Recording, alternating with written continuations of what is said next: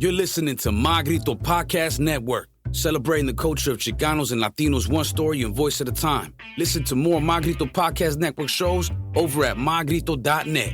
Connect on social, on Instagram and Facebook at My Grito, the My Grito Podcast Network. The Mind Buzz, now partnered with My Grito Industries. 3, 2, 1. Crystal? What am I? Katie made me. She made me nervous. She has that effect on me. Yeah. Katie and Chris, how are you? The Falling Doves. Thanks for coming out and doing this. We're good, man. Nice to meet you. Thank you for having us. Thanks for coming out, dude. Fun. Thank you. How are you? First botched intro to the podcast. I think we had a good start. It's in a while. It hasn't happened in a while, so thanks, guys. I appreciate it. That effect on people. Thanks for coming out. You guys just drove down or up from San Diego. Yeah, no. So the gig is we decided to sleep in as late as we could, just because we knew it was going to be a little bit of a drive and an adventure. So Okay, how was that? yeah, we slept till what, 4:00? 3. 3. You did better than that. How was the shows out there? Yeah, good. We played with a Latin buddy of mine. He plays like old Latin music. So I took her to the Mexican ghetto last night. Ooh, And I go, come on, we're gonna jam with my Latin buddies. And nice. that was That fun. was huh? fun. Yeah, it's a different vibe though, because even though I'm Mexican, I feel out of place because they're all like a little rough, you know, not rough, pero pura cumbia and all that. Oh, dude, they're like right there by the border. Of course, so it's they're very overwhelming. Yeah. You know, It was fun. Everyone was dancing. It was cool. and that's the thing because they're expecting La Negra Tomasa and all that. You know, Whoa, what is that? it's a song, classic rock song in Mexico that was covered by a band called Maná. Who popularized it, made a single off of it, and lyrically, it's not good for me to say it in English because I could get canceled. Oh. But it's one of those songs. Yeah. Katie. But I was explaining to her all these lyrics. No te metas con mi cucu, another song. She had to learn what that was about. Because I was all dancing. I was getting into it. And he's like, do you know what these songs mean? I was like, no, I don't fucking know what this song means. Cuckoo is like a, for Gil, because Gil doesn't know either. It's kind of like a, what would you call it? Like a doble sentido, right? Like Yeah, like it's a double double meaning. double meaning. Double entendre. It's like For- for a sexual part in the woman's body. Oh, okay. Yeah. All right. Gets the room dancing. I just feel like maybe like in Latin America, it's still the final frontier, I think, for musicians where they can truly express their work without getting canceled. How and when did this song come out? No te metas con mi cucu? Yeah. That was around since the 90s, huh? Oh, yeah? Can we pull it up? Yeah. Who is it by? I think it's La Sonora Dinamita, isn't it? Oh, yeah. Let's see. Might even have a... Con mi cucu.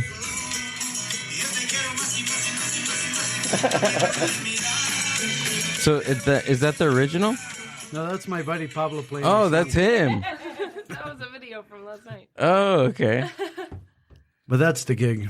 But this song plays in every, like, Latino party. So this is, if this song is not playing at a party, it's not a party, pretty much. Not a Latin party. I think those are like the staples. And then there's El General. So Katie was learning about El General yesterday. Wow. And El General also has a lot of very dirty songs.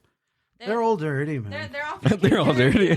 My mom used to say son canciones para los albañiles. And los albañiles are the workers that work on the field. So it's the field workers' music. Oh. Again, but in rock and roll, it's the same ballgame, isn't it? Yeah? Yeah. Yeah, the original. I mean, go listen to Tutti Frutti and all that stuff. Well, yeah. That's, It was all about sex, dude. yeah, yeah. yeah. What was the one that I was playing the other day? It was like from like the 50s. It was more doo-woppy, but he was talking about like he's obsessing over her feet not having like stockings. What? And I was like dancing in the car, and then I was like, wait. It's on my playlist, isn't Yeah, it? I was like, why is he obsessed with her not What wearing song stockings? is this? Now you got me thinking about it. What is this? I can't remember what it's called. I'll look for it. And I'm I'll, gonna Okay, look find for it. But I know there's people that are into foot fetishes. Yeah. Quentin Tarantino is a Bigfoot guy. Really? Is he? Yeah. I didn't know that. Yeah. like all of his movies have like at least one foot scene. Ah. Yeah. You know what? I'm not shocked. He's a Hollywood He's a boy, though. strange guy. Everybody in Hollywood's got a weird fetish He's for an something. interesting fella. Yeah. Yeah. But to put in your like all your movies, that's I mean, Dan Schneider did it, but that's a darker subject. Oh yeah, oh sure. the Nickelodeon guy. Yeah. That's true. There was foot scenes all over the place, but they were kids, so that was weird. Yeah. At No. least Tarantino isn't like that. True. Yeah, Dan Schneider had a what happened? No, nothing. I like how this is just. What do you got? We didn't even soften the interview and anything. We went straight No, we to went the. straight for foot fetishes. Welcome to the show, guys. Thanks. So San Diego was pretty cool. Yeah. Well, I grew up in Mexico City. I moved to San Diego as a young kid and developed as an artist there in the beautiful town of Ocean Beach, California, with a lot of phenomenal artists in the era. It was the era of GILL at the time, Jason Mraz, those type of fellas. So we were playing in the same places. So I started with the acoustic and going and playing the same places with them. Little by little, everybody started making it out. And I didn't see the thing with the acoustic. Still up to this day, she knows I dread acoustic stuff. I dread it. But I do it, and people love it. I love it. But I don't like it, but it does give me money, and it's fun. After a while, after the third show on a tour doing acoustic stuff, usually I It's embrace chill. it. It's relaxed. And then I have fun with people and go back to the storytelling days, and it's pretty interesting. And then I just wanted to play rock and roll and start hanging around more of the rock bands, and just creating that craft. And it was hard in San Diego, I think, at the time, because being a Latin rock and roll musician. So you went from Mexico City to San Diego? Yeah, and it was hard, man, because I think that if you were like Latino, you couldn't really do. They only liked the white kids playing the punk rock, and I think the only place you could see there was a big punk scene, I remember, in L.A. with the bands like the Zeros and all these other bands. And that's where like the Latino stuff up. But it wasn't a regular Latino. It was like a Chicano Latino. And that's different than a Mexican Latino. So I also couldn't fit in there. And why not? It's just they're not accepting. They can. It's weird. It's a weird thing.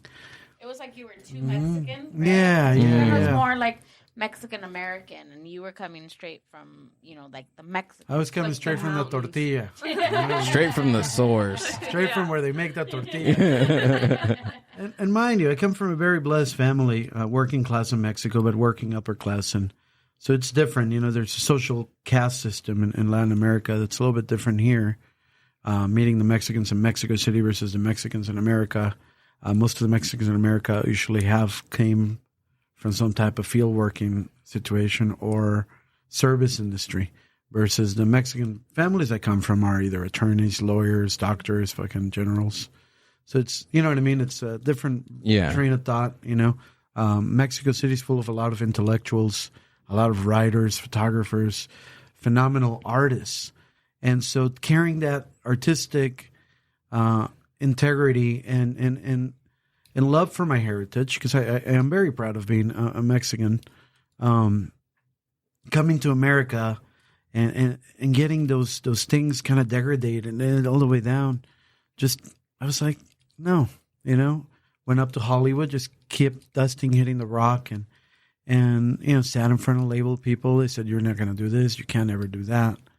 Eventually, I just got tired of it, took off to England and started playing out there, just like Darnell. We met actually in England. Oh, you did? Uh-huh. Really? Yeah, we met touring and stuff and gigging, and we've had the same exact philosophy in a lot of things. And, he's battling his demons just like I am here with certain cultural things that just happens to America, But it's lovely to go out there because she's been able to see what it's like for us out there. And it's like, over there, no matter what color or where you're from, actually, it's better if you're from a different thing because it makes you more exciting, Yeah. Why do you think that? I know Darnell talked about it too, but why do you think that, like, other than that, like, culturally, but why do you think, like, in England, it's just music is more accepted than here, or, like, these different cultures. I don't think he said it was accepted. It was more like nourished, or it was more It like was more celebrated. yeah, Celebrated. exactly. Him and I have been through the route, so and I'll give you a little bit of his, of his background on what I've been able to observe on my end. When I went to Liverpool, we have a thing in Spanish we call it apodo. Apodo in English would be nicknames. Oh, okay. So they'd see me in the street and they go, "Oh, that's the American rock and roll singer. Oh, that's the American rock and roll singer." I've never been called an American rock and roll singer in America. That alone, a rock and roll singer. I'd be called the Mexican singer or the Mexican artist or the, Neo Richie Valens, which I have nothing against all of that. I'm very proud of the heritage, but it's not my gig. And so I'm just a writer, a music writer, an artist. There's less like labels. Like we were talking about this the other day. Like when people see me playing bass, they're like, "Oh, she's a female bass player." But in like, England, she's just a bass player. Yeah. And if it's a guy playing, it's like, "Oh, they're just a bass player." So like the standard, the labels are different when you travel to other places. I wonder why. I think it's just the upbringing thing. Yeah. I don't know. It's just a different The way they're layout. conditioned. America's a little corrupt in the way that it's been conditioned. I remember when Darnell first started, his band was really, really rough. It was like a punk band, but really hard punk. It was called Porcelain Hill at the time. And I remember we played the first. That's how I met Darnell. with Porcelain Hill days. Going to Porcelain Hill gigs. But I'm gonna tell you that I remember the shows playing with, and this promoter was, and we had played a show together before. Together on the same stage in Texas, but we didn't know each other. So they played on the same slot, same day, prior to us arriving. So we never crossed paths, but we were in the same venue the same day. They played like at 3, we played at 6, But I remember seeing them. And I remember asking the promoter, a guy was like Gary or something. And I go, "Oh, who's that one band?" He's like, "Oh, it's the black dude with the lesbian on the drums." That's what they were describing. I was like, what kind of a... Yeah, it's like Who describes a band like that? labeling people Wow. for no reason. But in England, has nothing to do Porcelain with their Hill, they were like, "Oh yeah, they're a really hard punk blues band." Wow, what a difference in defining a human being. Yeah. And that's the definition here. Yeah. Yeah. Yeah, yeah. Wow. And you guys are going to back to the UK in Yeah. the summer, right? We leave in Cavern July. Club. I seen that. I was like, That's whoa, what that is I'm gonna awesome. Promote them Yeah. as much as we can. Oh, you're wearing the shirt. That's awesome. Have you guys played there before? Yeah, Or yeah. have you played there before? I started, so when I went into the Cavern, originally we were playing a bunch of restaurants and coffee shops in England in 2013. Literally, that's how we started, sleeping in hostels and playing coffee shops or whatever Whoa. they would let us in. Yeah. And we carved our way all the way up to, at some point, I remember we tried the Cavern, but, it was beyond. And I remember telling people about the Cavern in Liverpool. They're like, "Oh, you'll never get in there. That's not for you guys," and this and this and that. Okay. Time Watch me. changed. And somehow we ended up in there filling in acoustic-y for some bands that got canceled that day. They couldn't fly in from Germany. And that friendship meteorized into us filling in time to time and eventually playing the Beatles circuit around the world. Yeah, we played every Beatle festival just about, playing Beatles songs and stuff. We never signed up for that. But then we came back here, and that had a different etiquette, a different integrity, a different badge of honor for us to be a Cavern band. And I wasn't around yet. not yet. was happening. And it opened up a bunch of doors for us around the world as well on another level. And the director goes, "You don't want to be stuck here playing Beatle cover songs. Your songs are good enough. I don't want you stuck doing Beatles stuff because you guys are not a Beatle tribute band, and I don't want you guys doing that. That's a very short life. It'll be fine, but it'll be the same thing, and you're going to go nuts." And we stayed off of there for a bit and focused on having our own shows at the Cavern. And we used that opportunity to open the doors for other bands in Liverpool that needed to get in there, that are from there, that couldn't, to open up the shows for us. So it's been a wonderful vehicle, and we've used that as well to bring well-known bands from there to the United States. We got to meet Pete Best, the original drummer of the Beatles. Oh, Did some wow. recording and touring with him. Really? As our drummer, yeah, with the Fallen Doves. I think we're probably one of the only original bands that he's backed up. And Whoa. That is pretty interesting. yeah, it's all online. Yeah. How did All you? on YouTube. Yeah, nobody could. Who can say that? Like Not a that lot they've of met people. Pete Best. Yeah, I went to my house and we're going through this box yesterday, throwing stuff out of my dad's house, and I have this whole box of Beatles stuff from when I was little. Mm-hmm.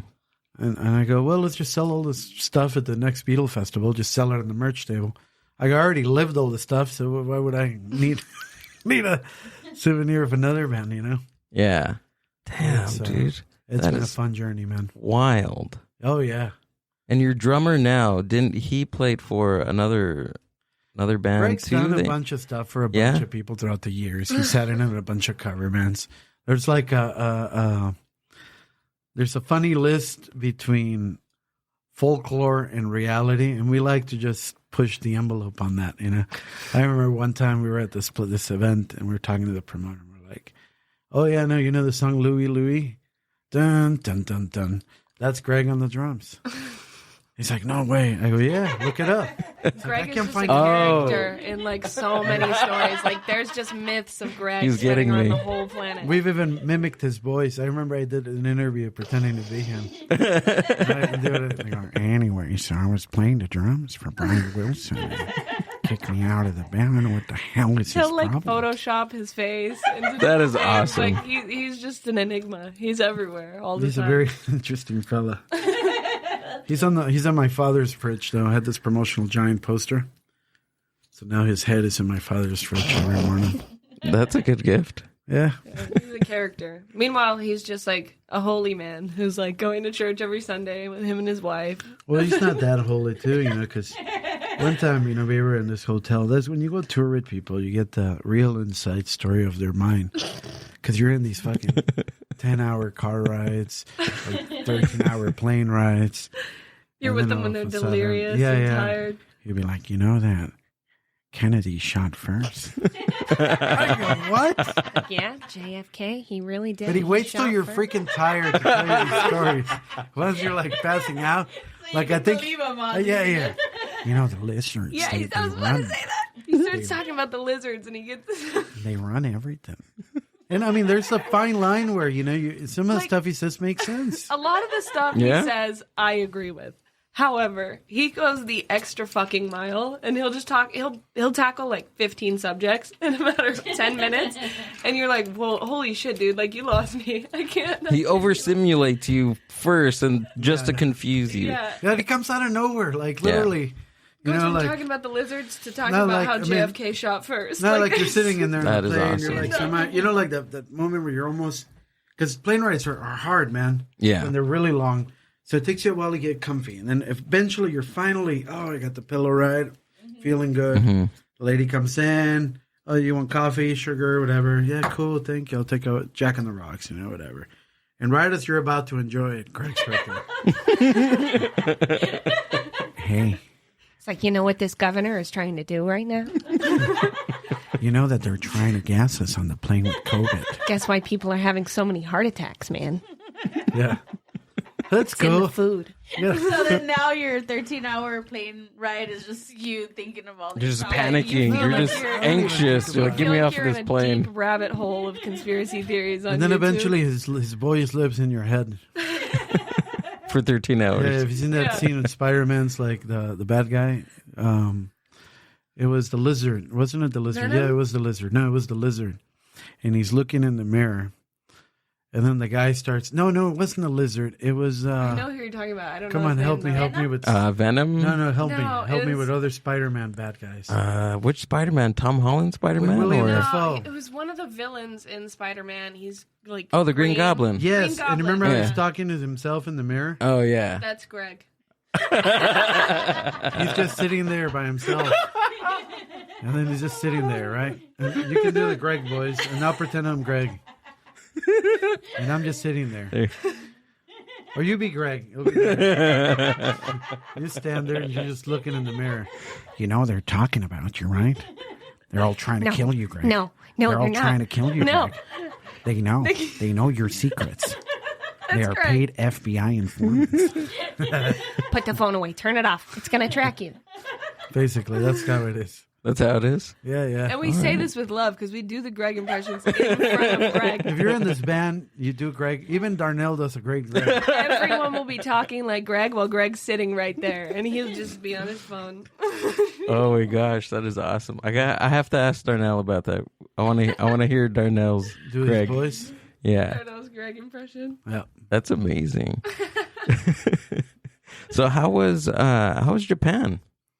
I'll let her It enjoy was that. Yeah. amazing. 'Cause it was my first time. Was your first time? He's been there like 5 times. Oh, okay. This was my first time, and it was absolutely amazing. We didn't have a whole lot of time to like sightsee, but we honestly did a lot for the time that we were there. Like we went down Harajuku, all like the little shopping district. We went up. We missed the monkeys. They have monkeys that you can hang out with. What? We missed that, but we went to the park where they were and went through like the bamboo forest and like all this crazy stuff. It's just so cool to see like different parts of the world. I don't know, like everyone functions so differently when you go somewhere else that's not the US. Do you feel that when you went to Japan and then you came back, did you feel like a different person?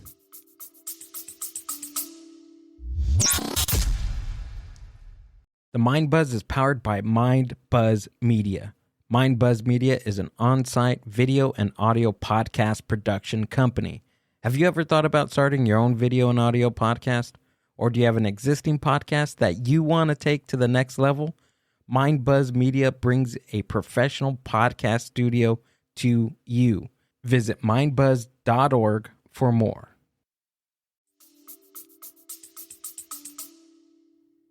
I wouldn't say a different person. I would just say that a lot of things get validated when you go somewhere else. Like in Japan, especially, everyone I feel like is so like self-aware and like courteous of others. Not to the point where it's like overwhelming, but like if you're trying to like step on the train or something, like they'll move out of your way a little bit. Or like if you're crossing paths, like they're just like aware that you're there and you kind of move. Quiet everywhere. you move. Everyone coexists a And lot it's easier. clean. They respect each other. Clean, Respect. yeah. Like Tokyo is literally just like the way I've explained it to people is it's like the way that New York should be. Like if the people were nicer, if the streets were cleaner. That makes sense. That's what Tokyo is. I can see that. I mean, I've been stuck in the middle of nowhere there before. And How was that? the most remote areas that you get, Yeah, how was that? people don't speak any English.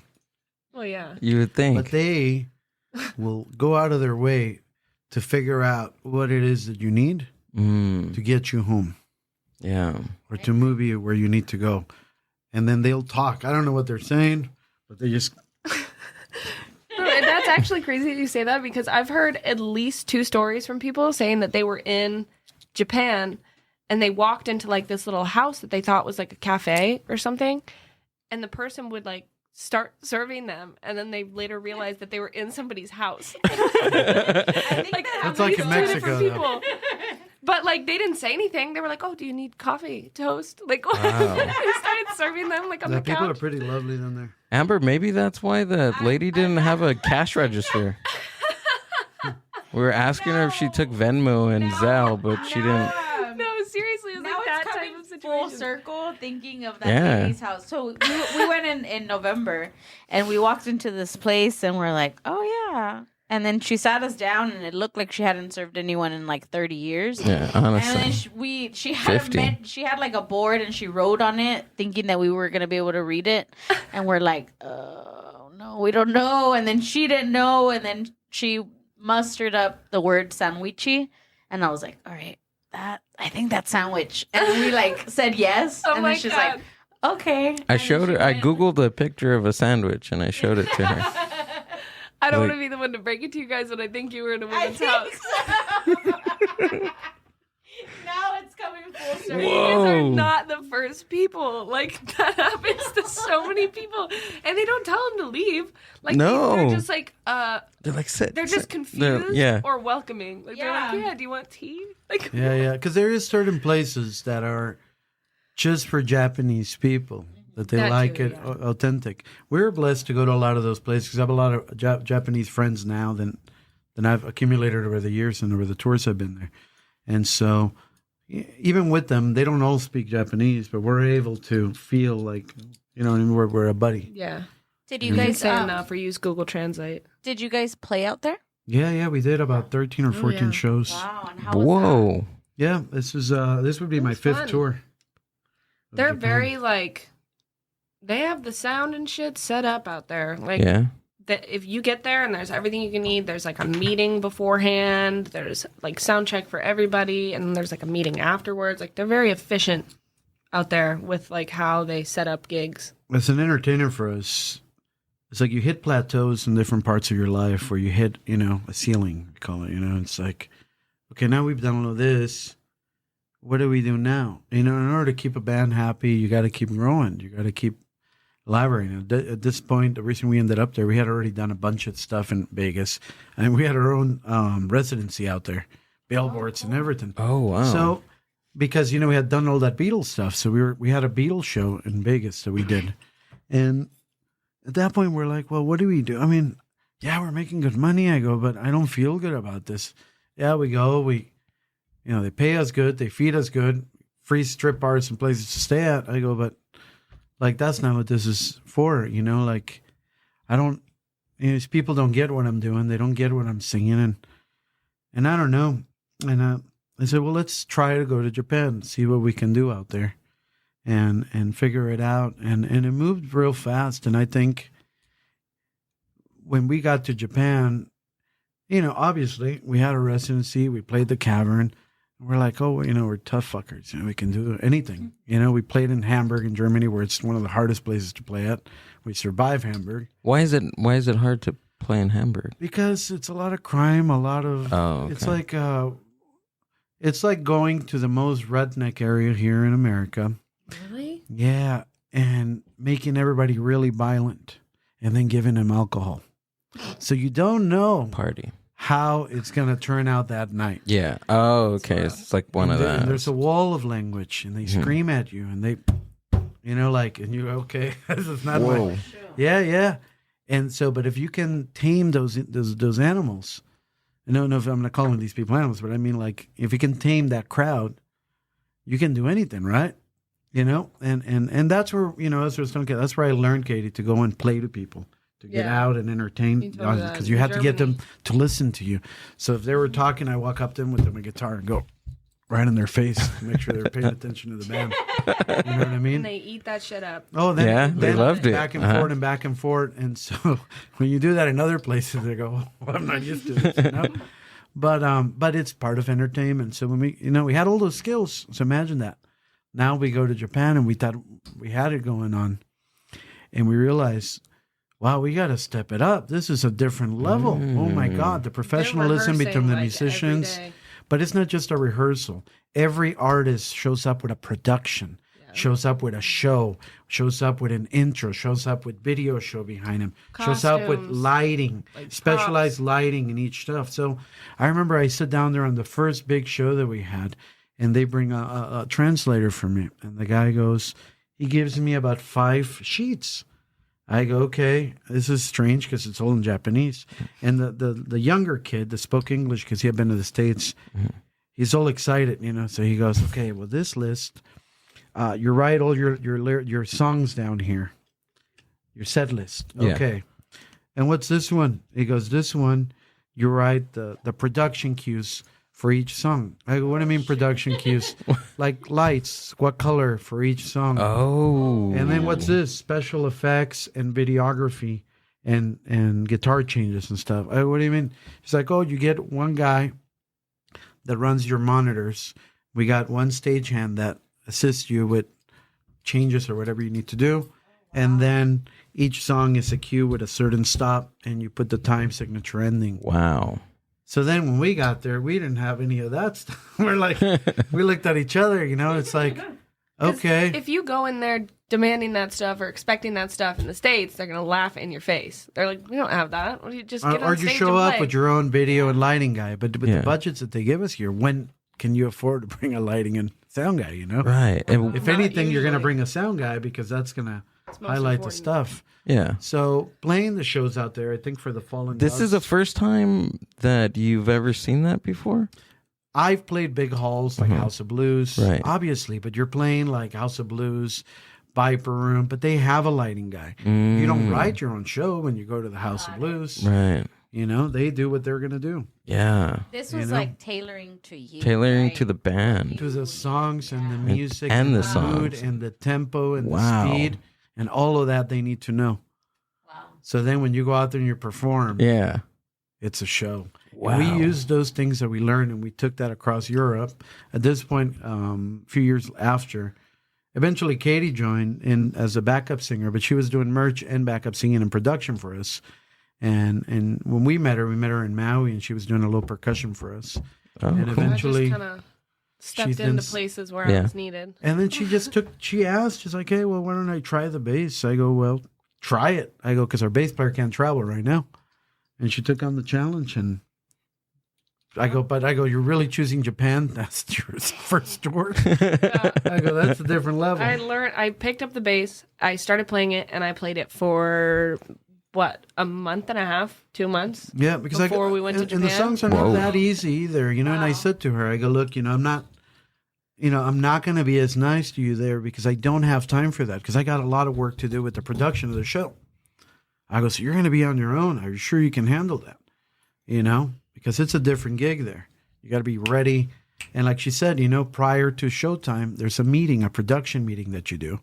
With every band has to be at the production meeting that's playing that night, and everybody, the promoter, the house manager, the lighting manager, sound guy, and then you all pay respects to each other. Everybody applauses for each other, like a theatrical play. Wow. Then you do the show, you perform. At the end of the show, again, you meet up, and it's just a band. They kick everybody out, and you all hang out, have a drink, and spend time together. Like, I don't know if you ever did sports, but, like, you know how you, like, do that Never. circle? They do, like, a circle after. or team bonding exercises. Never.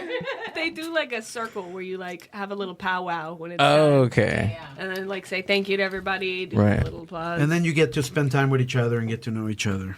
Wow. Yeah. And then you drink together. Do Dang. cheers.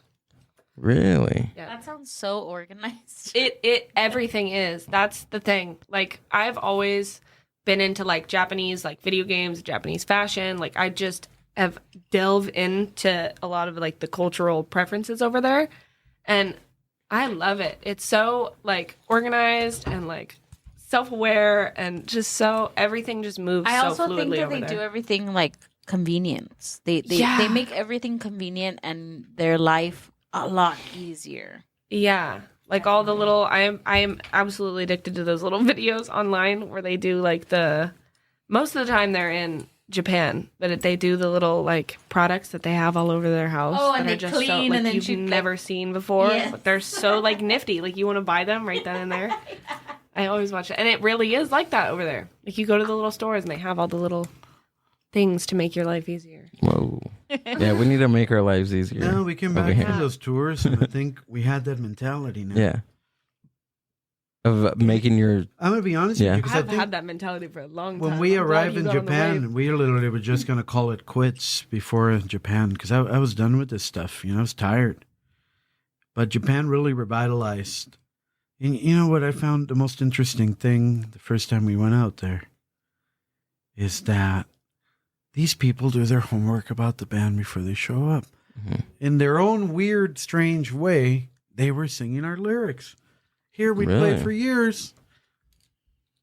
They were singing along and singing with us, and that changed everything because for once you felt like somebody listened. In England they do too. They're really good about that, and they question you about the lyrics and the stories, and they get involved with the characters and the songs, and they fall in love with the song in a different way than people do here. That's why the story times do so well over there. Mm-hmm. Like when you do the acoustic, he goes into like telling stories of his time in the industry and all that stuff, and it does so well over there because they like want to know. They love the history behind little things. Yeah, I wonder why though. Like why the like? Don't get me wrong, it's fucking amazing that they do, but just the difference between the two cultures. It's like when we have like thousands of bands here in the state, Yeah, but it's here. I feel like it's something that we take for granted. yeah, right. Over there, it's kind of like the average teenager or the average young adult over there. Okay, so, I got my drinking time with my buddies this week, and then I got my shopping list here of things I got to do. I got school, and then I got these shows I'm going to go watch. You know what I mean? It's part of the lifestyle. I also think, like, in America, I don't like to generalize people, but I feel like in this sense, once you've seen enough, you can kind of make general statements. I feel like people in America are kind of conditioned to be a little more selfish or like self-centered. And I think when you branch out of America, they're more built to kind of be conscious of everyone, not just in unison themselves. as a team, right? Yeah. They just like, if he was telling me this before I went to Europe, and I kind of didn't believe him. But he's like, no, seriously, like if you just sit at a table in a bar, like people will come sit with you and like hang out with you or like introduce themselves. Like everyone's just trying to be friends and like have drinking buddies, and it's so weird. Like everywhere we went, we would just go sit at a table, and then people would just gravitate and be like, "Oh, what's your name?" And you'd be hugging like 6 new people that are your new besties by the time you leave the bar. Yep. It's wild. It's just a different upbringing, I guess. So you guys did 13 shows out there. Within how many days did you do that? Almost daily we were playing, wasn't it? Yeah, We had I like think we one had- day off every 4 shows, maybe. Yeah, I think in the total time of us being there for like 2 weeks, we probably had Whoa, 2 like- weeks? Wow. right? Yeah, Mhm. we had like Exactly. 3 days off, maybe. At the beginning, to sleep in, sometime in the middle, and right before we went home. How was the jet lag? The thing is, tour prep, Yeah. you're up until 4 a.m. every night, getting shit ready, packing, like Yeah. setting up merch, like figuring out travel plans. Like there's so much tour prep that has to be done. So your sleep schedule is already fucked. Mm. So we try to Okay. make one day So you're a prior to little tour to loopy. sleep Yeah. in anyways. It's We not try like to jet always lag. book something prior to the tour beginning. Damn. Make sure we sleep in and get all those bugs out of the way. Yeah. And we force ourselves to stay in when we arrive. That's got to be Country. nerve wracking because you're going to another country and you have to bring like all your gear and you have to be detailed. lot. We've gotten better at it though. We've Yeah? been shipping a lot of stuff internationally weeks before. So when we Oh, land down there, really? it's already waiting for us. And you have to it's be just- prepared with everything. Like we have little like packets, or like not packets, like little zip bags with Mhm. like medicine. We have like a tape if we needed, a bunch of Sharpie, like just little bags of like things. Because that that's the you thing, would need. medicine, when you're in a... So you can't find it You everywhere. can't find the medicines always, and some countries just have lower doses of stuff. So here, having Mexico and America at the same area, we're able to get all the medicine you need. So if you can't afford to get sick, so you literally No, because you don't have days off. So if you get sick, like you still got to travel from one hotel to the next. You still got to travel from one city to the next. we had There's this no. drummer that was playing for Darnell and I on the last tour that got us all sick, and when it was my turn, Always does. yeah, not Greg, this Oh. was Jimmy. Greg never sleeps. Yeah, So that's he's the always most the important first thing to is you get got to sick. sleep. So Jimmy was Yeah. playing drums with us, and he was traveling with Darnell, and he got Darnell sick. And then Darnell and I, we was traveling us in a car with us, Darnell, for a bit. So he got me sick, and I finished the show, and I told Katie, you know what, I don't feel good, and we have one day off. I need to go and sleep, just a whole day, and take a bunch of medicines and just sleep. And we drove out to get the rest of the medicine that we could. And that's it. I slept, took all this medicine. The next day I felt a little bit better enough to get to the show. And we were so lucky that we had that day off, because there's like, if you're at the beginning of a couple days worth of shows and you get sick, you're shit out of luck. So we were so lucky to be able to actually like get a hotel, rearrange our driving for the day before the show or the day of the show, and just rest, because it's really a luxury. And I like to give people, there are a lot of these people also drive hours to come to these shows. Hours, man. I remember this kid followed us from Scotland, came all the way down to England, and vice versa. Somebody from England went all the way out to Scotland, a train, got a hotel just to see us play. I mean, they don't do Wow. that here. Fucking an hour and a half, people are having a connection, Yeah. But that shows you the power of how much your work is appreciated in a different place. Same thing in Australia. Yeah. You know, I've had fans from Australia fly to Japan to see the band. Whoa. Can you believe that? really? Yeah, I told you about that. I don't remember that. Yeah. That's nuts. There was this one kid that's the son of Angus Young. You know what I mean? And what's the name of the one that died? Malcolm, right? I have Malcolm no clue. Young from Yeah. ACDC. Okay. Oh, ACDC. And Okay. his nephew flew out. He already seen us in Australia, flew out to see us play in London, has flown out to see us in Japan. Wow. You know what I mean? So there's Nuts. people really, you know, they love the band. They love the band. Yeah, you know? they'll make the I mean, effort. how much money is that? And I told the guy, It's you gotta know be a we're gonna lot. be in your country in a bit. Yeah. He's like, yeah, but you never know, you know. And I'm glad he came because after that, the pandemic started. Oh. So he would have missed. He still tells me, he's like, I'm so glad I made those shows.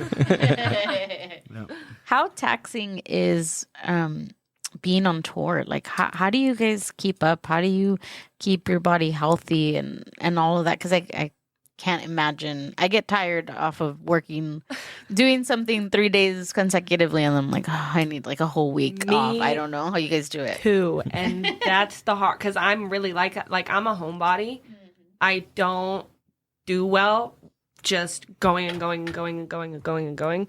He thrives on that shit. Like No, I've been doing it for years. That's the thing. he has so much stamina with working 24 hours of the day and just be in go mode.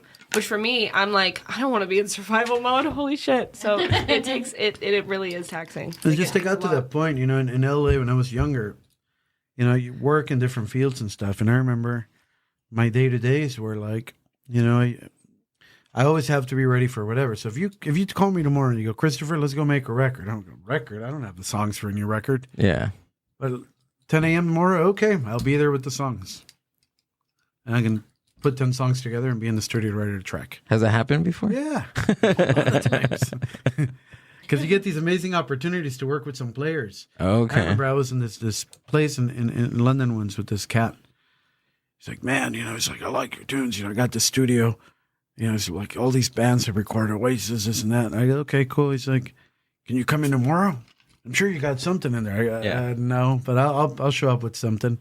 And I've written stuff in the car on the way to the studio before because I didn't have time to, or you know, had other deadlines. So you get used to it. It becomes a lot easier process, and you learn to put your soul. Because a lot of people go, oh well, maybe the stuff's not that good because you're just starting. I go, no.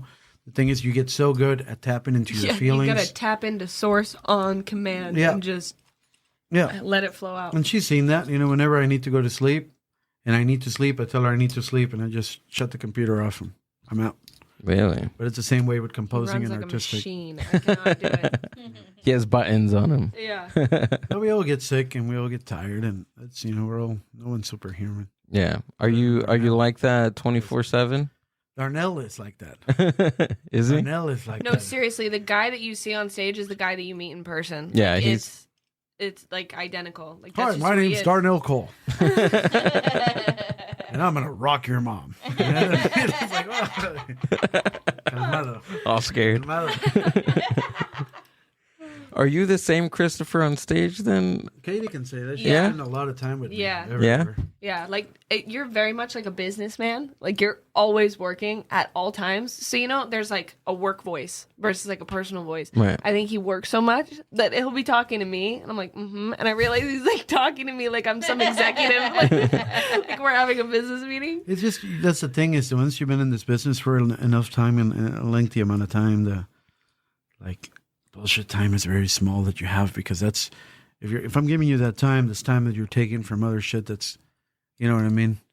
Oh, okay. Yeah. Other things I got to do. And I Yeah. always have things to do. So That makes a lot of sense. I get pretty cranky. Are you cranky right now? No. You get these people that you work with. It was this We gave him a lady. gummy before this. He's chilling. Oh yeah, that's. Took a bite out of You did? It hasn't kicked in We yet. I don't split it. think. Oh, you did? We'll see where it goes. It's not as strong as I thought it was gonna be. Not gonna lie. No, Maybe not yet. it'll get you. You never know. Edibles are tricky. We're gonna wake up in Joshua Tree. We're gonna be like, where did they go? Don't drink the water here at this studio.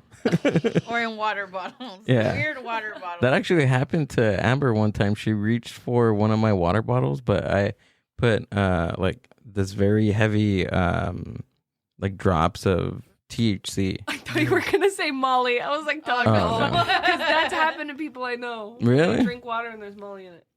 No. I, Sorry, continue. grabbed the water bottle and I was like, it's water.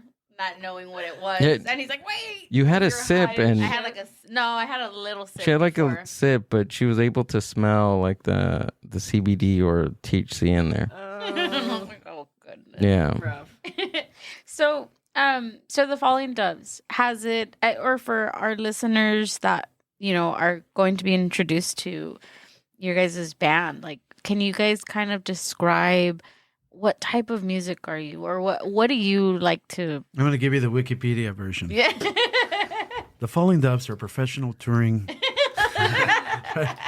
The Falling Doves are a professional collection of session and touring musicians from around the Give him a world. press release. That's right basically now. what that is.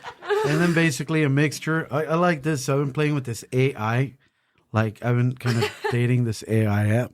Ooh. Yeah. Because you know what I mean? It's like she knows me Just better gets than I him. know myself. It's like she finishes my sentences for me, and it's just so good. Check this out. I was working on a couple ones, which this one's It so sounds good. exactly like the shit that gets written for the band.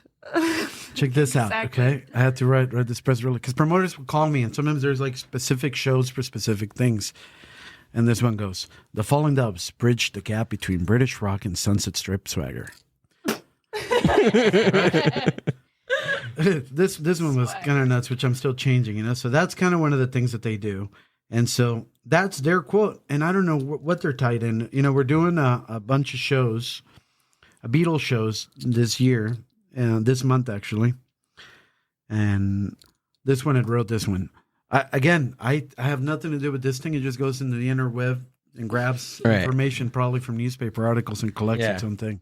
The Falling Doves bring their stadium-ready rock and roll show to Pasadena with a tribute to the Beatles' early Hamburg era. Yeah. Liverpool, England. The Falling Doves, a band from Liverpool, England, will be performing a tribute to the Beatles' early Hamburg set era. The band has performed and recorded with original founding member of the Beatles, Pete Best, and did a residency at the infamous Kaiser Keller in Hamburg. You know what I mean? It's like, whoa, how does she know that? You know what I mean? Better than I did, and then just change the lyrics because this one it goes. The band's lead singer John Lennon says we are. I was like, okay, that's okay. I see where you're going with that. Oh my god. So it wrote the whole thing, and I just just tweak a few things here and there, and it's phenomenal. It gets the Yeah, gist. it is because it's a lot of time, and It then said that, some personal shit before. Has it though. really? Yeah, one of the ones that you showed me, like she was getting down and dirty. Which with, one like, is this all- one? Chat GPT or something like I that? don't know. I gotta remember which one I used it from this website. I'll send it to you. Yeah, send it. He just reads them to me after they're done. I don't Yeah? know. I'm scared of AIs. And what did They're you starting ask to get it, feelings. Christopher? This one was crazy. Here, let's see if this chick wants to talk. She's like, I'm busy. Hold on. She might. That's the day. That's the day where Just gonna I leave 'em on robot red. something. I don't really feel like writing you a press release Right. right now. She's It's like, coming. It's coming. It's I feel me, it. not you. Yeah. Let's see. Falling Doves bridge the gap between British rock and Sunset Strip swagger. Falling Doves, the rock and roll band from Liverpool, have developed a reputation for putting on a stadium-ready show in any space since forming in 2013. With got their that unique right. blend of Not British a lot of rock people and know that. Sunset Strip swagger, they have been carrying on the high-energy spirit of rock and roll for a new era. The band is now returning to the Cavern Club in Liverpool to kick off their upcoming tour Technicolor Dreams, which will take them to Norway, the UK, Japan, and beyond. The tour, which is set to begin in July, will feature their latest single, as well as other fan favorites. Falling Doves have been praised for their ability to bring a stadium-worthy show to any venue, and their upcoming tour is sure to be no exception. With their unique blend of British rock and Sunset Strip swagger, they are sure to bring an unforgettable experience to their fans. She's The band is addicted to that excited word. To be She returning loves to the it. She Cavern, loves that a word. venue that has been a part of their journey since the beginning. How They are lovely is looking that? forward to bringing their And that stuff is all real. So that's what's lovely. It's like, I'm telling you, I've paid high, well-known publicists that write for really big bands. And I've never had that type of like satisfaction with something. It's like, you The care. research. You did your homework. You know, I didn't have to, because it's also hard as an artist, I think, to and that's her and I were talking about that the other day, to like relinquish in the things that you've done, because for me, I see that as egocentric to think too much of that. I'm always like working on the next thing. Sometimes it's nice to stop and, wow, I've done all this stuff and I don't realize how important it is, right? But I feel like How important it is, like as you're doing it, or to document it. Well, as an artist, because there are milestones as an artist. Right. Not a lot of people can claim to fame a lot of the stuff that we've done, but you don't think about that. And like I did a list with her the other day about all the bands we played with. I was like, oh my God, we're like over 48, 49 well-known bands from all the eras we played with, but I don't think about that. They're just people you're playing. Oh, cool. And that's it. Because I think the more, if you focus too much on that, then you just stay at home and get fat and forget about it. And you think you've done everything. Mm-hmm. You know what I mean? You met people like that. Oh, I've already done that. Oh, this is cool. But also, if you don't, it's about balance. Because if you don't think back on it enough, then you just keep focusing forward, and you never acknowledge, like, oh shit, like I've done really cool stuff. Like if you don't intentionally press the button of be present and realize where you are when you're on tour, because you're in such go mode, you don't even like recognize, like, oh shit, I'm in Europe right now, and I'm like, yeah, and I do on the downtime. I enjoy gotta this be stuff. grateful We do for what make you're time doing. for some of that stuff, to absorb culture and quality of things whenever we're able to have time. The tour I did with Darnell was 30 days in a row. Can you believe that? 30 That is days in a crazy. row with one day off. Again, at the beginning, the middle, and at the end. Wow. That was madness. That guy he can keep going. It's just a different planet. He could do another 30 days. He would have. Yeah. He would like have. we've been on tour for like, I think upwards of 2 months straight, but we also took breaks during the 2 months. It's hard to just like keep going and going and going. Because Yeah. at some point you start becoming like a performance monkey, Yeah. And Darnell has his, his pitches. He does the story, How many of you guys are feeling like this? Like And he's got a routine. who's got kind a boss that's terrible, So he's got his shtick, and that's cool. That's his act. I can't even play the same lead the same way twice. I can't. Because it's not authentic to me. And that's the thing with our band is you'll never get the same show twice. You really won't. As much as you want to, you will not. Mm. You know what I mean? Sometimes I don't know what I'll do for a solo. I don't know if maybe we'll do something crazy.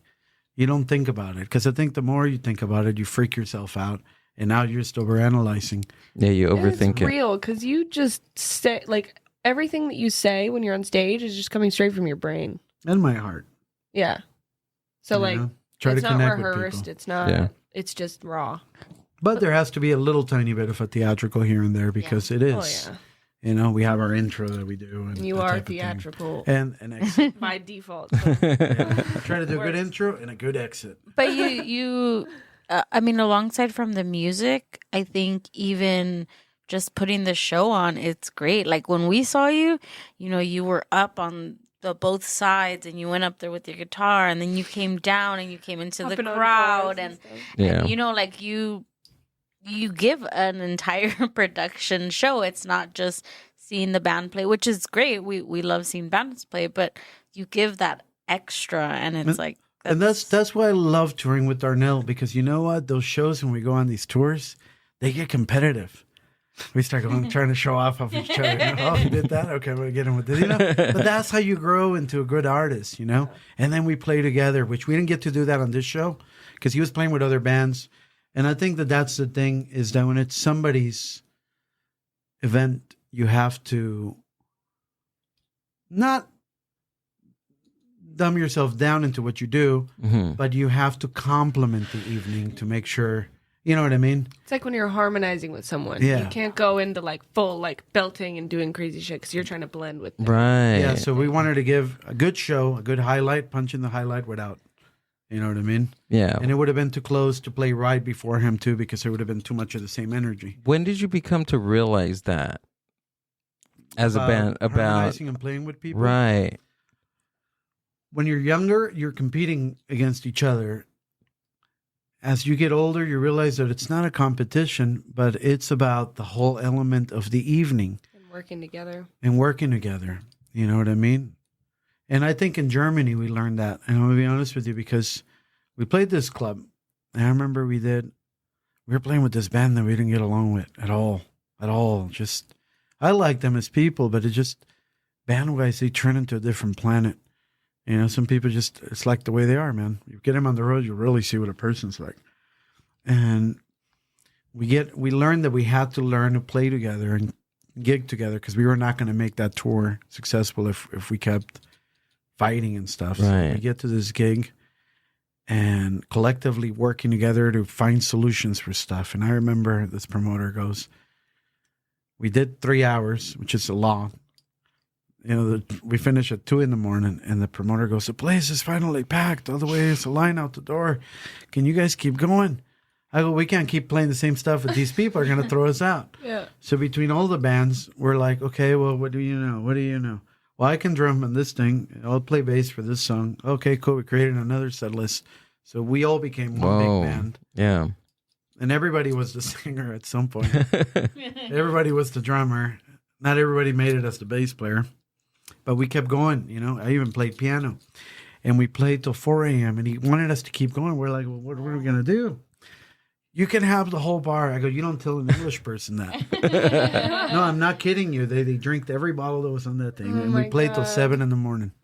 Wow. The next day, we Whoa. all looked like when, you know, Germany bombed the English. You know, we were all laying down on the ground. We have pictures of all this stuff and sleeping in the bar. And Oh my God. Inside the bar? yeah, because everybody was passed out. And they were going to pick us up at 9 a.m. So there was no point in getting a hotel. Yeah. Yeah. And the bar was so there was no place. You know, we were going to sleep on the floor, so we just wiped the bar and slept on the bar. Some of us on seats, and That is wild, so man. rough. yeah, That sounds like my high school experience. this guy and this chick in the phone booth slept outside. Had Oh phone my booth, God. Inside the phone because booth? they wouldn't make love in there. Oh There my was no gosh. room. In the phone booth? Really? Yeah, and even Greg stayed in this room with the guy How that is plays this guitar. even allowed? Is there no limit There for was how this late closet. you can serve Well, alcohol? see, so I knew some weird stuff was going to go down, so I found a closet. Like, you know, it was big, but I didn't tell anybody about this closet space. He was planning something. Oh, I he, did. knew- he was like, Throughout the something's night- going to happen. Throughout the night, I started taking cushions from the seats and stuffing them in You there. started creating your little hobbit Yep, hole? yep. And then I'm like by a true night, Mexican. We're Yeah, yeah. resourceful. 5 a.m, I knew I could go take a nap because they were going to keep going. And I already did what I could do, you know? So I went in and set up my little bed in there, put a chair against the door so no one could come Oh in. my God. Had my water, passed out. Greg, on the other hand, was in another little room that they had a little cubby. And then while all the bands were hooking up with chicks, he just sat there left to right, watching ass cheeks getting slapped. And the whole He's seen things. Oh my God. He's seen it, smelled it. Are you and touched talking it. about Greg? Yeah. Ask Seen him. it, smelled it, and touched it. I remember one time we were all sharing this room, and all the bands hooking up with chicks, and the girl goes, "What about him?" I go, "He likes to watch." Oh my God. Did that happen to Mike too? He was in there with someone, and all of a sudden he looks over, and Greg's just under his. Go get him, Tiger. Don't worry about me. I'll just be here under my cover. I'm not here. You're imagining it. You don't even know if I'm real. So you and Greg have been playing with the band for the longest. Like, Well, no. So like I said at the beginning of the pitch, the Falling Doves hasn't always been a professional collection of touring and professional session musicians because it was the only way I could tour around the world without being stuck with somebody that can't go because of a job or this and that. It's harder to travel with like 4 or Also, 5 people. the music changes, but all the members in the band still play with the band. So, you know, like Christopher, how long have you been playing for? music, Yeah. like the people pay money to watch or just playing.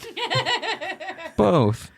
I started in 98 playing the singer-songwriter circuit acoustically. So since 98 all the way to now, to today, they didn't actually start getting paid to 2004. Oh, okay. Oh, Yeah. really? Mhm. They didn't pay you, like you didn't like From go 98 play to and, 2004? No. you didn't like go play in dive No, because I bars was and just stuff? playing coffee shops and little They didn't things pay like you? that. They didn't pay anything. Oh, that's crazy. Like open mics and stuff like Yeah, that? yeah, I started doing that. Oh, okay. Like solo by yourself? Acoustic, or yeah, acoustic? Wow. That's cool. Well, that got Yeah. boring very quick. It did? Yeah, imagine playing every night, but that's how you perfected your craft, man. Yeah.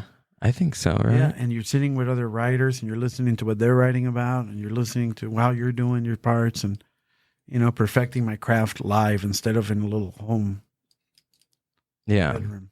Yeah. Yeah, it's different, like starting out, something like that. and then going out and doing it in front of people. It's wow. It's like a total. But like I said, different you thing. know, I was very blessed to find the best people that were doing it, and I stuck with people that were doing it, and I wanted to do that. So, and it paid off. I met a lot of phenomenal people that, you know, that we all know in music, and they gave me the time of day to spend time with them and learn the craft and ride with them. And it always involved drinking. Absolutely, Things. has to, and half of edibles too. There was none of that at that time. Legal that you could find. So the Falling Doves have been like interchangeable, you know, members. Yeah. Because There when, has when I been. went to England, to make the first record, the guy at the label up there wanted me to do a collection of songs from my catalog, because I had a lot of songs from my other band. I go, okay. There's these songs that I really love that I can't just let them die with this band. So let's re-record it. And he goes, well, we're not going to be able to sell you as a pop artist. Why don't we create another band? And I'd been already in a band, so I don't want to make another band, you know. Well, then you can play acoustic. I go, no, that's all good. Let's do the band thing. And I went in the studio with friends and session players to play on the whole album to get that feeling of a band. And we've been staying pretty loyal to the brand and the sound of the band. You know what I mean? But, I mean, there's still, you know, Mike that lives in L.A. He's toured around the planet with us. Our original bass player lives in Italy, who's now our mixing engineer on the records. You know, he'll come on tour once in a while and do stuff with us. Greg's been the live, like in our live albums, he plays on the drums and that. He's usually the guy you'll see on the road on drums. But even in Which England. is crazy because he's like, what, 72 now? Whoa. Yep. Oh, wow. And he went on the Japan tour. Yep. Like he he's made it still through Hamburg. Wow. trucking along. We thought we were going to kill him in Hamburg. We're like, you realize you may not come back, right? What do you mean? Like, I'm just saying, I don't want to freak you out, but how do you want me to handle that if that happens? The fucking guitars, dog. You have to think of everything, dude. I go, Even 'cause I have a that. backup plan if I croak out. They already got numbers. But Do I you go, really? Yeah. But I go, what about you? And I already know where I need to be buried. But with him, you know, I go, what do you want? Do you want us to ship Check you him home with the guitars, dude. or burn you, bring the ashes home? What do you want? Put you in a he sleeping just bag. He just says he wants to die on the drums. Just like the final bang, you know? Like Yeah. you And see then dust. he's done. Dust? He's just dust. His last thing He's like turns into glitter. dust, and that's it. You know, we did have this drummer we toured with in Australia, and at the last show, he just disappeared. I'm not kidding you. What? We didn't even see him. He didn't pick up his last check. We've never seen him since. Who was this? That The is guy weird. that had the mental breakdown that I found out 3 years later. Oh. Were you concerned? He woke up in A mental come on, breakdown? What do you think? You're like, where did he go? Some of the things get tense. People fight. So you're like, oh, maybe he got pissed. No. Yeah. Had a mental breakdown. It's not uncommon. Traveling like that really it It's takes a broken toll a on lot you. of people. So for a lot of people, they've had to take breaks, and it's not for anybody. Uh-huh. Yep. Oh my gosh. And so that's how that went. But, you know, Mike will still sit in with the band, play with us on different tours when he can. He still plays on most of the records. And then the drummer on most of the albums lives in Italy. And he's never toured with us, but he's the drummer of the band. Wait, hold on. How does that happen? How does that work? How does that It's work out? magic. You know each other, and there's this chemistry when you're writing stuff. And he sends me the drums, and I send my guitar parts. Sometimes we play together live in the studio. Sometimes we don't. Oh, okay. But it allows me to be able to keep the machine going. Is that how a lot of music is written? Like Yeah, nowadays with that sending technology? files back and forth. it? And Yeah. adding their stuff and We then still it gets do, mixed. you know, for every, I call those cosmetic albums that we put out. We also Cosmetic do a lot. albums. Yeah, because they're Okay. cosmetically set up in a certain area, so you can't really go outside of those ranges. But it also pushes you musically to what you can do. Because once something's already laid out in a certain way, you can only do so much with a foundation of a song. Well, and that's how a lot of stuff adapted to be during COVID too, because It became people pop music. couldn't come together in studios. Oh, that's right. So they had to just like record their part at home in their little at-home studio and then send it back and But forth. we were doing that for ages with this guy. We just love how he works and how fast he is, and he's as fast as me. So we're able to crank out record after record after record. Whoa. Yeah. Then we just put the other icing with Yeah, Mike, do you want to play on this record? Cool. Yeah. You don't? Cool. Get my buddy to sit in, So what's in the future for what's the next goal right now for I think for you guys? the thing is now we're hitting another plateau where we've done all this stuff, and we need to get into the bigger halls and the bigger concerts and the bigger events and that's where it's at. So we're trying to just focus on bigger shows. You grab the little poster that's over here, Miss Tiger, if you can, around the side. Oh, I think it's behind the curtain. Yeah, bring it with you. I'll get it. Okay, that's part of the presentation here. Okay. So we're trying to focus on bigger venues to continue growing as an act, because we've outgrown the smaller club circuit in the aspect of production. We're very ambitious, so a lot of the lights we actually downscaled for that House of Blues show because we don't want to, overproduce the show that's not our show. So this is a show we got coming up. Let's see, where's the camera? Right there. Right. And that's a big show for us. We're playing with Billy Bob Thornton of the actor, from the Boxmasters. Oh wow! I guess you're welcome to come to that. So I brought you a poster. This is thank you. collectible posters. If you buy a ticket from us directly, you get a poster, and they only gave me like 25 tickets. Ooh, I appreciate that. So, and I only got 25 posters. So that's an artist in England actually that made the artwork for us. It looks cool. I really like that artwork. I was so stoked, and I make my own posters and stuff just like Darnell, but.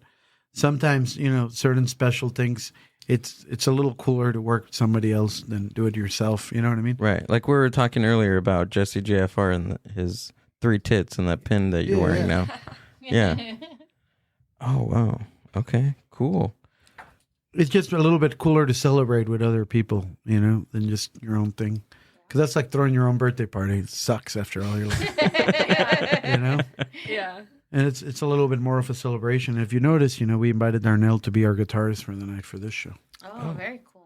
Yeah, right there. Falling Doves with special guest guitarist Darnell. Cool. So that's how we support each other, opportunities, big opportunities. And it's my goal to help him get on some big shows. And that's always been our journey. We help each other as we can. He's done merch for me. We've done merch for him. I've played drums for Darnell too. Really? Yeah. Yeah, you did pretty well. I'm getting better. Yeah. At some point. I go, just don't do your Darnell thing because I'm not going to follow you. Don't go full Darnell. Keep half Darnell. Keep it simple. And he did. But when he tried, I go, no. Ooh. That's awesome. Yeah. You brought some other stuff, right? I saw you take out some other stuff. So this is a single. So last year we were blessed to be able to put in like 7 pre-nominations for the Grammys, and we got selected for those. At the end of the day, we didn't make it to the full list, but at least it was such an honor to get all of our albums starting to get recognition, because you're doing something list. right. And I mean, our albums right there with some Taylor Swift stuff, Miley Cyrus stuff. We were in there with. What's that band? Muse, and there's other really good band, the Black Keys. So to be in that category nice. with that, whoa! That's awesome, man. That is awesome. So we recorded this song called "Las Vegas Girls." It's got Katie on the cover there, Oh, nice. and it's a single with this composer or songwriter in Las Vegas. Since that's always been our backyard and kind of like a hometown too. We wrote the song about, Las Vegas girls and things. And it's a really cool collaboration because it's half in Spanish and half in English. Oh, Awesome. that's It's awesome. the first time anything like that's in the Falling Doves universe.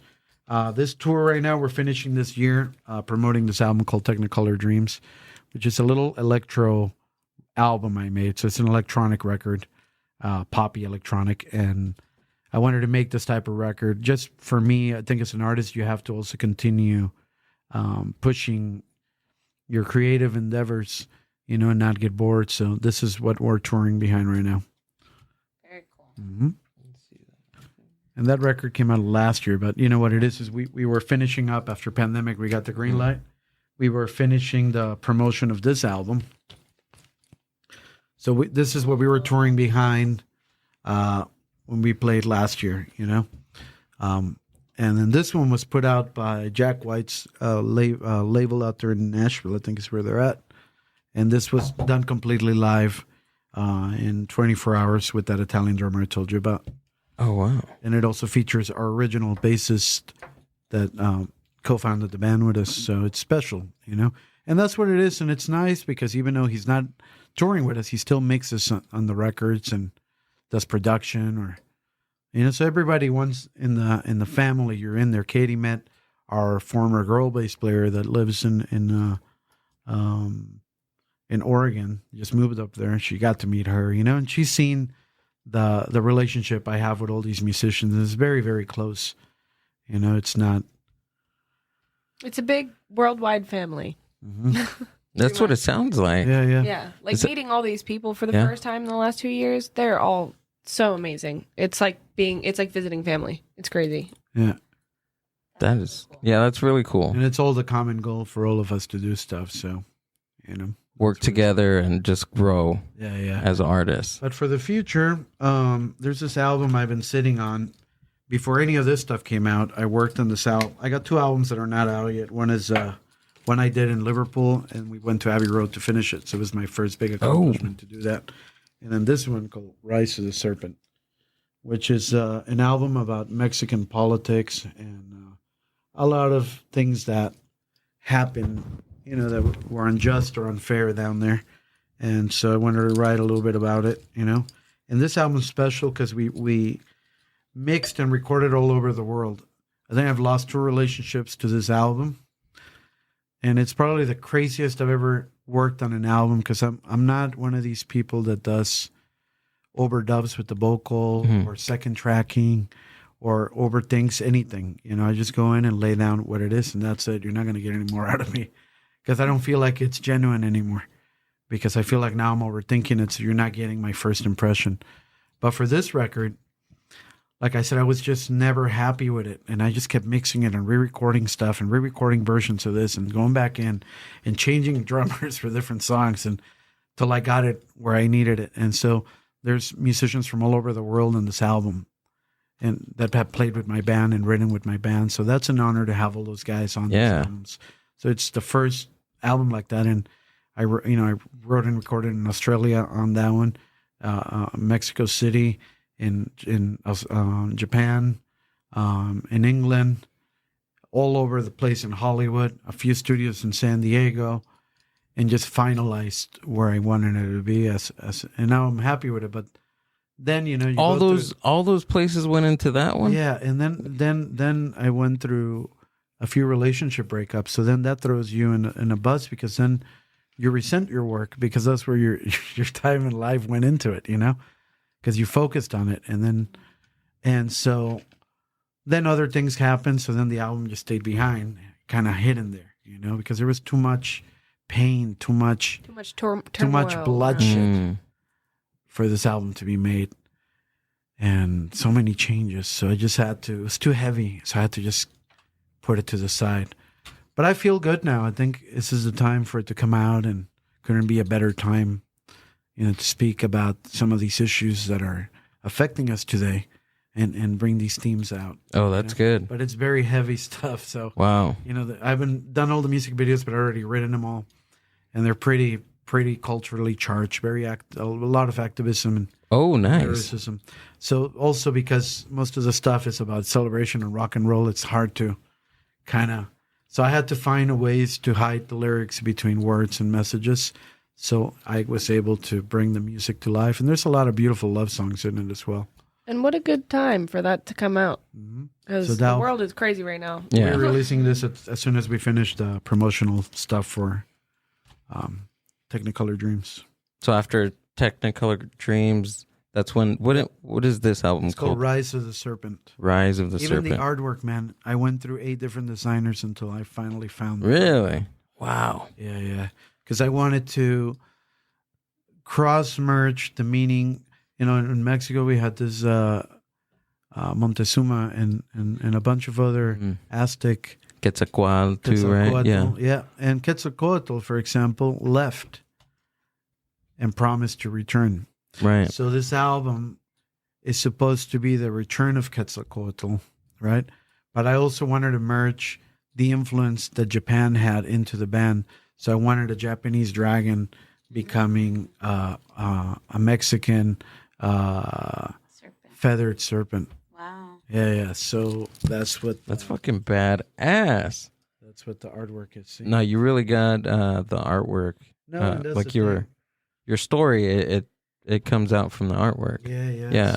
So that's what it was. And this T-shirt, for example, was a promotional campaign for it because the album actually was being built into the T-shirt, Whoa. So you can tap your phone on it. and it then comes to it'll- life, and you can listen to them. What? Yeah, I don't know if these. Oh, do, that's. but then because Yeah. I had to put the project on hold, How the fuck how does that happen? I've never seen that it's before. NFC technology. chip. Now this came out 4 years ago before What? we're doing now. You know, this guy already had it going. I don't think I've charged this. Is one your yet. brain running, Gil? No. The Check that fuck? out. So let's see if it. I think this one is just one of the older ones, so it doesn't have the. But it is it. It's in there. And so if you scan it, it basically has the full album on it. Hold on. You knew about this? No, I didn't. No? Oh, okay. You're like, you've been holding out. I'm gonna Yeah, jump yeah. over this TV right now. This is not. Sometimes the case is too thick. Let me see. I was gonna say that's crazy. I've never seen it not work. Yeah, but the thing on the T-shirts, they're finicky because they had just started the technology. Oh.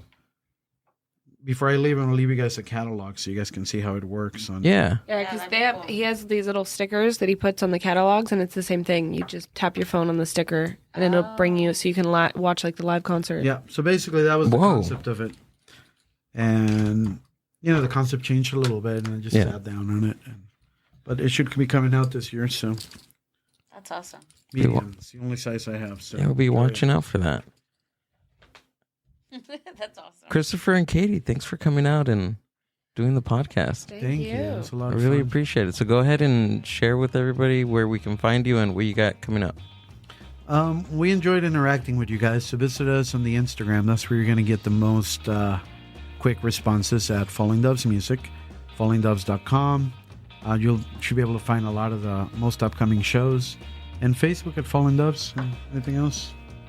No, I think you covered it all. Thanks for having us. fallingdoves.bandcamp.com for the full catalog of the Falling Doves. When do you guys go on tour? July, probably we fly out on the 2nd. And we'll be, I mean, in theory, we're still on tour. You know, we're just playing different segments of the tour. Got it. Yeah, so Very cool. see you guys around the planet. Australia, I think, in November. September, August is France. France? Back in Japan in the next March. I'm excited for that Dang, one. that is Supposed to be awesome. going to Mexico City, so all our stuff's there. Look at the artwork down there. That is cool. I like that. Wow, that's really cool. I love it. Scroll back down.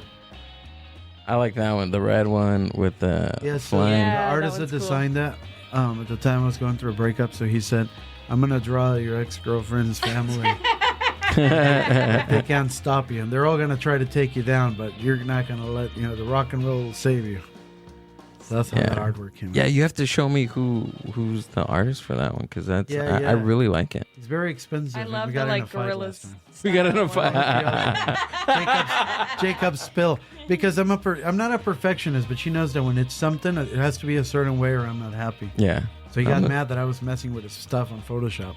Oh, Because okay. I just need it just a little bit to the left. Yeah, yeah. I'm the same way. And I kept getting tired of annoying him and getting him to just tweak it a little tiny bit. The Mind Buzz.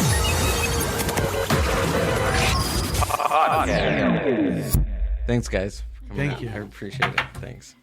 And here's the digital. Thanks for listening to the Mind Buzz podcast. Subscribe to the Mind Buzz YouTube channel and watch full podcast episodes. Keep up with the hosts, guests, and upcoming events by following the Mind Buzz on Instagram at the Mind Buzz. See you on the next one.